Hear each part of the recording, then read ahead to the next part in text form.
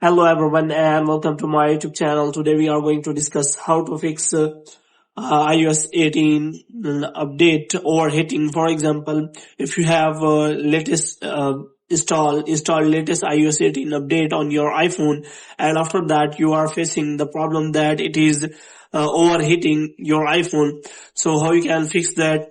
So if you have recently installed iOS 18 on your iPhone, so it may be heated due to the updates. So you have to wait for some time so that it may be cooled down. But it has been passed a lot of time and it is still overheating. Then how you can fix that?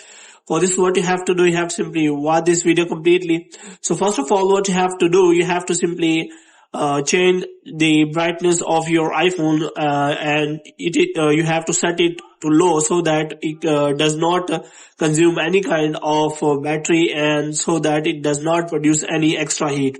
Moreover, you can also restart your iPhone after updating the latest iOS 18 update, and you have to wait for some time so that it may be cooled down, and after that you have restarted and it is working well, then well and good.